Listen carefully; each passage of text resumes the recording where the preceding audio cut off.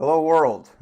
Today is May 10th, 2023. We're taping episode number 5 from Kiev, Ukraine.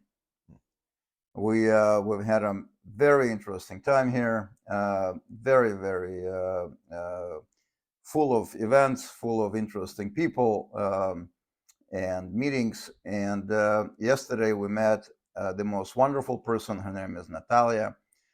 She's a medical doctor, a gynecologist, and she will be our guide into the small villages of Ukraine where she sees older people, distributes medication, and we actually spent some money, bought a lot of meds, wholesale, and then we're going with her on Friday.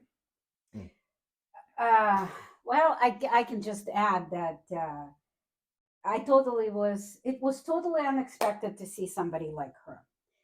First of all, she's an extremely beautiful woman.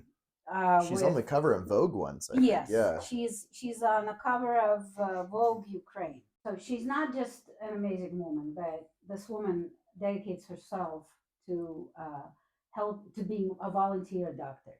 So 4 days out of the week, she drives around. She drives her own ambulance, delivering drugs, medication to the front line, to the small villages where the normal medical staff never makes it to. And the other 3 days, she actually works as a private practice so that she can make the money to buy the medication that she delivers. And this is just this is the type of a person that you look at and you go, unbelievable.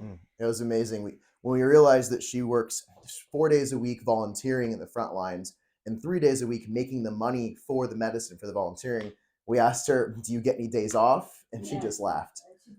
And then another thing that was just crazy to learn was that a lot of times, even for the soldiers, when they're injured, they'll get medicine from her because in a life-threatening emergency, it's faster to get it from her than to go through the bureaucracy and the red tape of getting it through the army and the government. So she really is providing a critical service over there.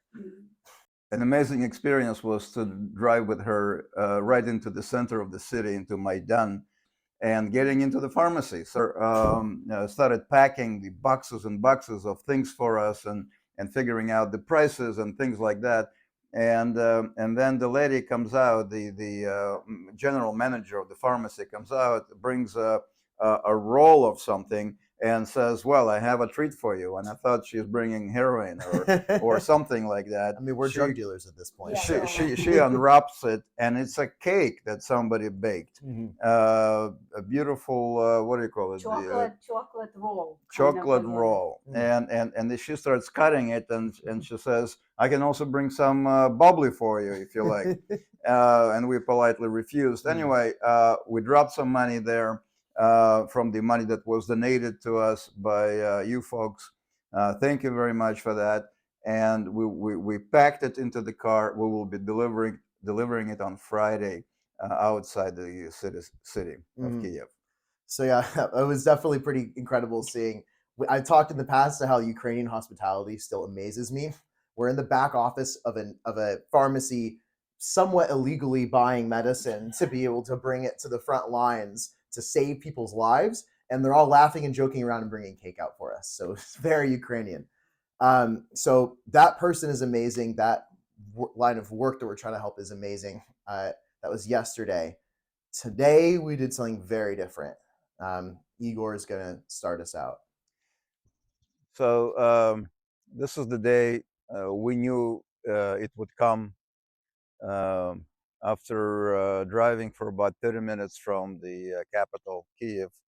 We are in a tiny town of Irpin, where a lot of atrocities have taken place. The town was occupied by the Russian forces within a couple of days after crossing the border. Like I said, it's just half an hour drive from the center of Kiev from here. And you can see a lot of devastation, burned down cars. We don't see any military hardware, but a lot of it was here as well. A lot of artillery fire was taken by this little town, and this is what caused most of the damage. I don't think there was hand-to-hand much of the hand-to-hand combat. And when the occupying forces came in, they started rounding up the citizens of this place and trying to find people who were involved with the local government and frankly executing a lot of people, robbing homes, taking out microwave ovens, toilets, and I mean the most ridiculous things, washing machines, and shipping them back to where they came from small towns in Siberia, Buryatia, and who knows where else. It is extremely difficult to walk through this place. We've been to some places of devastation like Chernobyl. We've been to the death camps of Poland and Germany, but being here, knowing that a year ago these events have taken place right here where we stand, it is amazing. And people are back in. You can see laundry hanging from the ropes, from the laundry lines.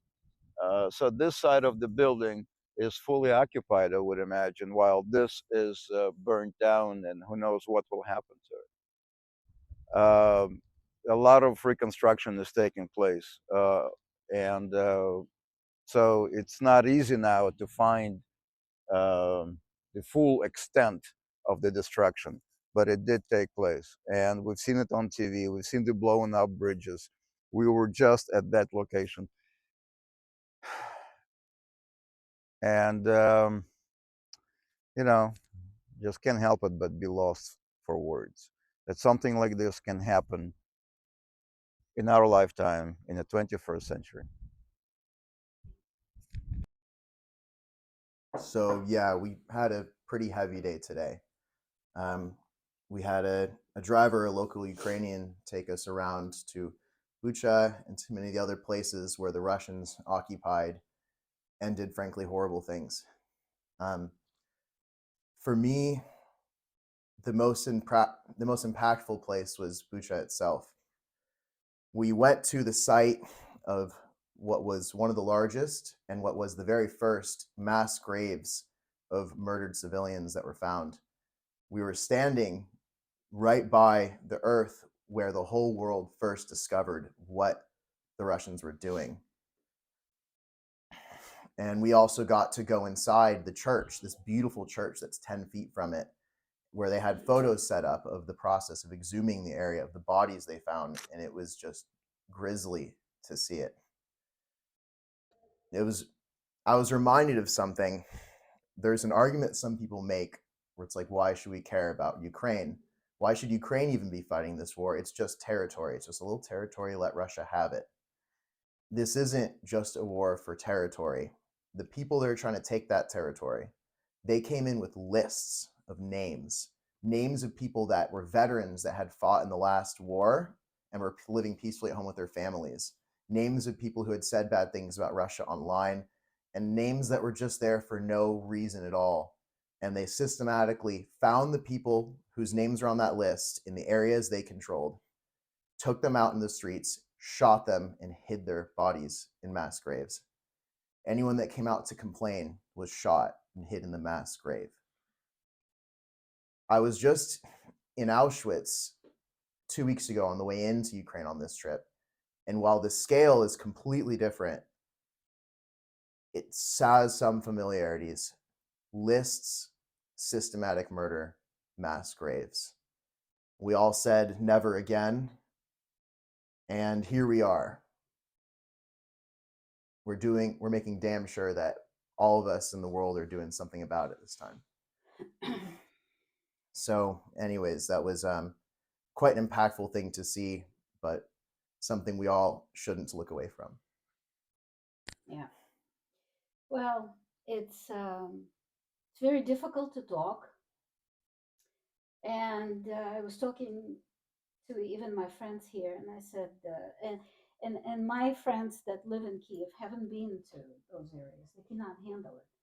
And I told them that I can't even. I mean, I can't even drink. That's how bad it is. we after Irpin and Bucha, we went to Borodyanka, and I think that was to me, it was the most devastating thing because Bucha is being more or less kind of rebuilt slowly with all the donations from the whole world. The whole world is participating in rebuilding Bucha and Irpin. But Borodyanka still has so much of that destruction. It is absolutely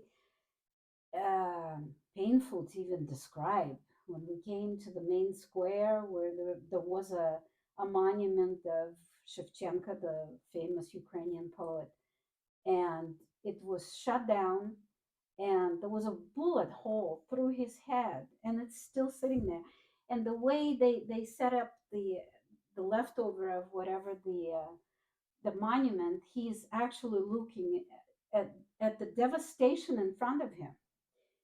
And I think the most difficult thing for me is to see all that devastation. You can see the leftover of somebody's living room, couches, unfinished dishes. That you can see all that, and at the same time, everything around is blooming, and there are flowers everywhere, and there's lilac, and you can smell the lilac through the smell of that smoke. You can still smell the smoke of Yeah. the houses of all the buildings, and these are beautiful They were beautiful buildings, and the flowers and the blooming chestnut trees. It gives you hope, and also the people Mm. and people with little kids and the strollers, the old people, women walking around buying food. Um, there's life, and you can see that with the spring, there's hope. There's Mm. hope that there is hope for new life. This is the new life that's coming, and it gave me a little bit of a better feeling, but it was very devastating. That's all I can say. Yeah, I remember we first showed up in Kiev and we're amazed seeing Ukrainians walking around living their lives amidst the war. And now we went to Busha and out to the occupied zones. And again, we saw Ukrainians walking around and living their lives with the destruction right next to them. And I think that if there's one word that describes these people so far, it's resilience. Yeah, exactly. They're very strong, Hmm. very strong. So we are getting ready to finish up the day. It was a very, very busy day for us, very emotional. We have a similar day tomorrow. We're going to the Makarov region, not far from the place where my village of Yasnogorodka is located, actually. And But also, my grandparents came from Makarov, so of course, Mine and too. we are hoping for another night without air raids, no, sirens, Mm. just like it was last night. So Yeah. wish us luck, and as we always do, we say Slava Ukraine, Героям слава. Slava Ukraine. Героям слава. Mm. Thank you.